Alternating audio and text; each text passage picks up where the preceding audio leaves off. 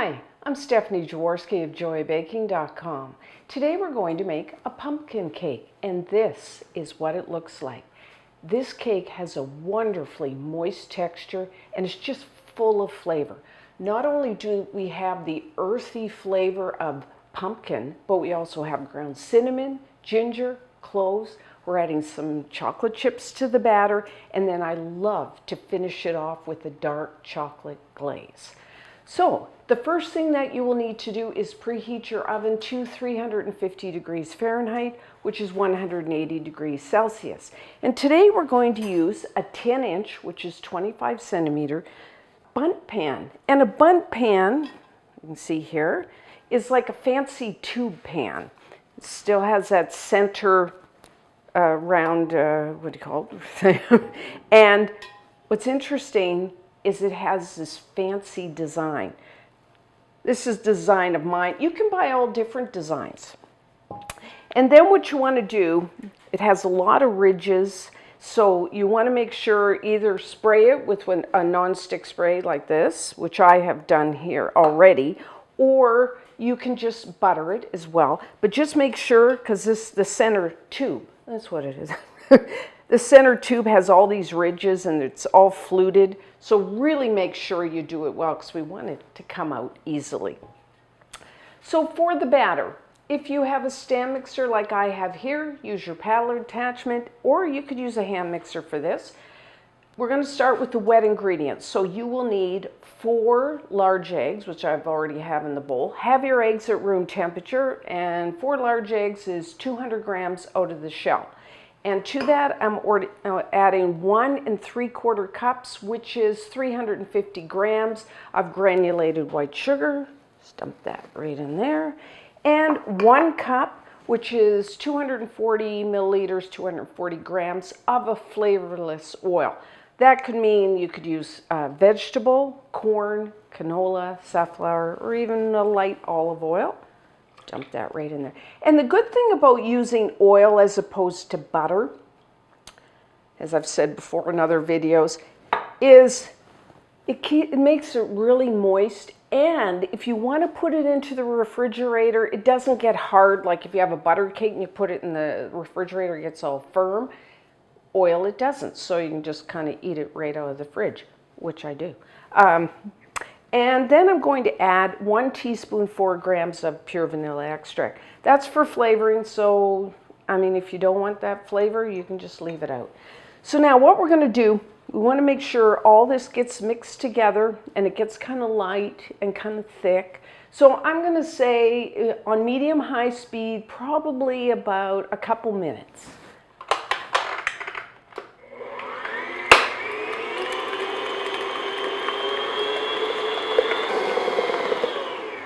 Okay, we are done. So it's just nice and thick, all mixed together. It's the important thing. So now we're going to add, we need pumpkin. For this, I'm going to add 1 15-ounce can of pure pumpkin puree. That's about 425 grams, 2 cups. When you buy it, make sure you buy just pure pumpkin puree. No spices added, because we are going to add our spices later. But you know, sometimes we buy things by mistake. So if you do buy it with the spices already added, you could just leave out the spices that I'm going to add later to the flour. And if you want to make your own, you can go to the joybaking.com website, go under the pumpkin cake, and in the head note, I tell you how to, take a pumpkin and how to make your own, if you are so inclined. But you know what? I find this can is almost about the same as when I make it, so why make it? Okay. Don't tell anyone, a little lazy on that one, but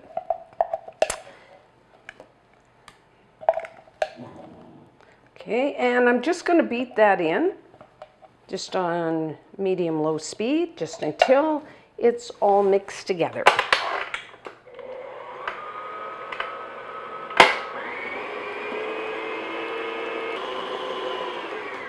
Okay, that is done.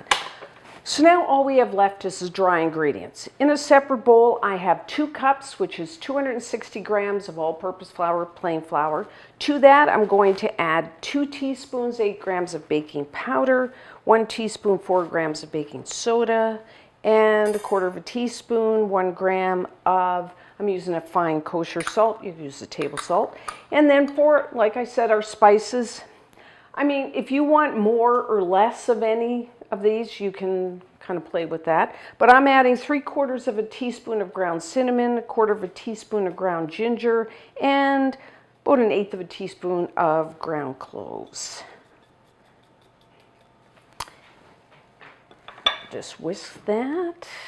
You can just stir it with a fork, spoon, and then kind of a different ingredient. I'm adding 1 cup, 50 grams of wheat bran. And it's wheat bran has like an earthy, nutty flavor, which kind of complements the pumpkin flavor. And it has this really light, coarse texture, so it helps with the lightness of the cake. So now you can find wheat bran usually like in the health food section of the grocery store, health food stores, or really you can just order it online, Amazon, which is what I did. If you don't want to go to the store. I really like the flavor in the cake of that wheat bran. Try it. Okay, so I'm just going to add this all at once and beat it in. Start on low. You don't want that flour coming up in your face.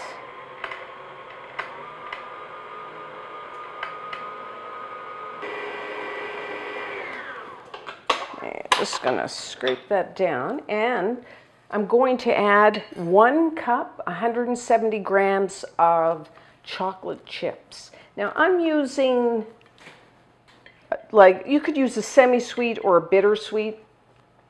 I'm leaning more like the 60% cocoa content, so it's a semi-sweet, but leaning more towards the bittersweet. I like that.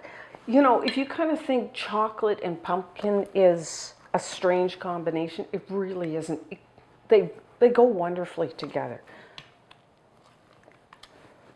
And then when we add that chocolate glaze on top, it's just wonderful. So I'm just going to add that in, and you can just fold it in, or I'm just going to beat it in, either way.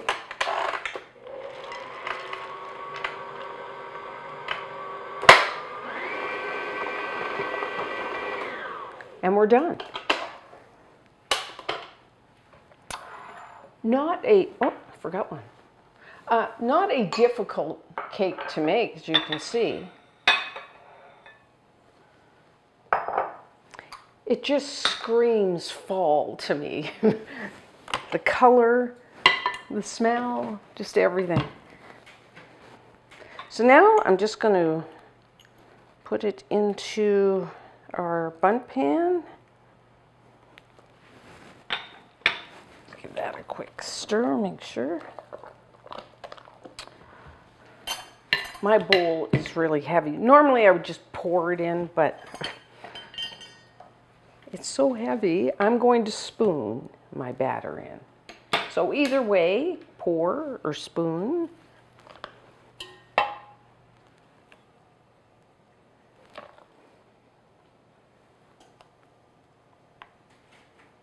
Okay, so now once you have the batter in, just kind of smooth it out evenly. Looks good.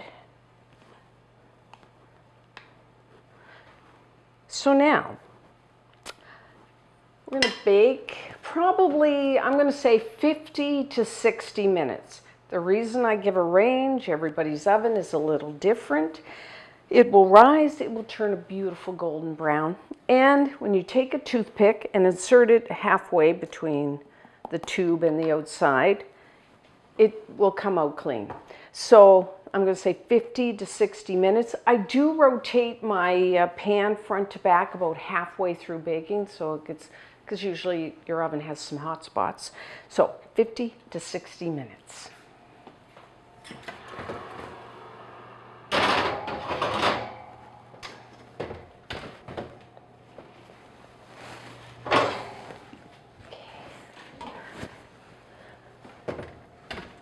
So our pumpkin cake is ready. So put your pan on a wire rack, and you want to take a toothpick and insert it halfway through and come out clean. So what I'm going to do is let it cool 10-15 minutes just like this, and then when we come back we'll take it out of the pan. So now, to take it out of the pan, the first thing I like to do is take a knife, or I've got an offset spatula, and just run it around the outside just to make sure it's not sticking. And I also like to do it around the inner tube here. And hopefully I've sprayed it well enough that it won't stick. And then I'm going to put wire rack on top, put my mitts back on, it's still hot, and we'll flip it. And there we go. Don't you love, I just love the design. It's so pretty. So what I'm going to do, now, do you have to put a chocolate glaze? No, you don't, but I think it just finishes it off. I think it makes it look really pretty, plus it tastes really good. So what I'm going to do is let this cool down to room temperature, and then when we come back, we'll make the chocolate glaze. So now for our chocolate glaze, which is really a chocolate ganache, chocolate and cream. So in a heat-proof bowl, you will need 4 ounces, which is 150 grams of either a semi-sweet or a bittersweet chocolate. Again, I'm using the 60% chocolate chips. So if you were using like a chocolate bar, then just coarsely chop it. So have your chocolate ready, and then in a small saucepan, I'm going to put 1/3 cup, which is 80 milliliters, 80 grams of a heavy whipping cream. That's cream with a 35 to 40% butterfat content, and we need that amount of butterfat so when we put it on the chocolate, it'll set up to a nice pouring consistency. And I'm also going to add 1 tablespoon, 13 grams of butter, and I just put it in small pieces so it will melt faster. I'm going to put this over like medium heat, and we're going to bring it up just to a boil. Watch, don't walk away. Watch it carefully because it won't take long, and cream or even milk, when it gets to boiling, will start to foam up, so that's why you don't want to walk away. Okay, start to see the bubbles around the outside. So take it off, unplug that, and then immediately pour it over your chocolate.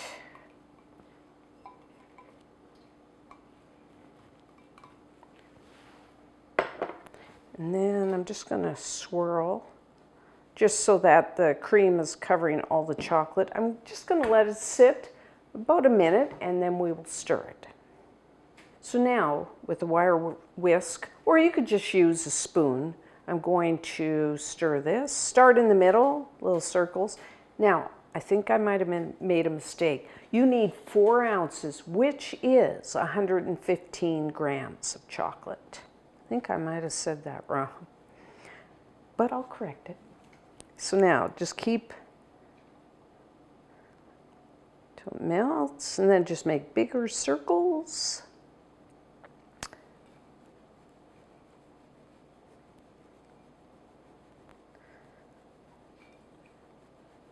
Okay, that looks, we're almost there. And now what I'm going to do is just let this sit just like this on the counter. We want it still a little warm. Let it cool down and get a little thicker. And then when we come back, we're going to pour it over our cake. So now we're ready to pour it over our cake. You can see it's about what the thickness you want.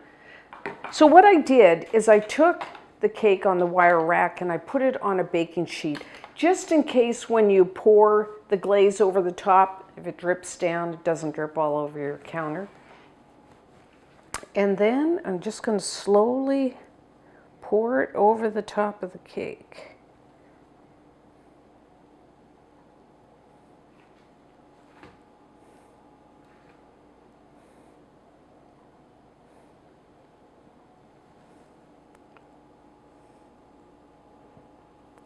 Okay.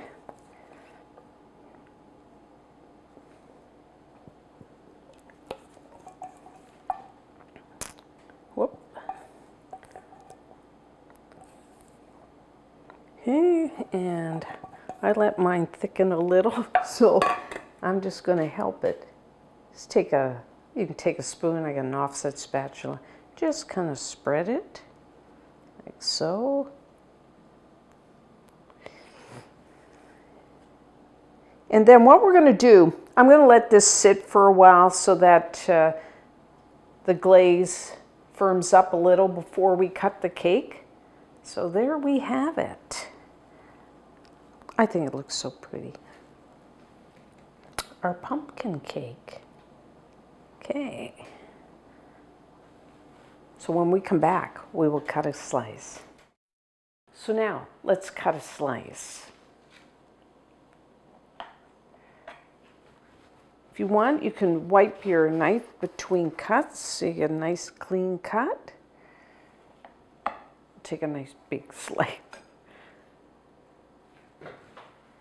Oh, doesn't that look nice? I love the color. It just screams fall to me. So, a little icing and a little cake.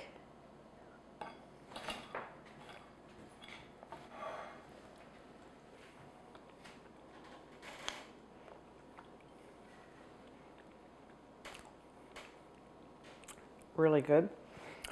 One thing I will say before I talk about, if you can, I do think that this cake benefits from being stored overnight. I think the chocolate flavor, it softens, the cake softens, and the flavors kind of mingle. It's not to say that it's not really good now, but the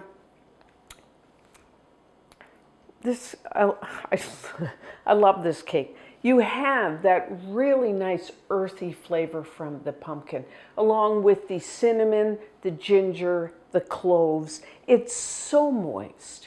I mean, using oil not only keeps it like soft if you put it into the refrigerator, but it makes a really moist textured cake, which is, I really like it in this one. And then the chocolate chips.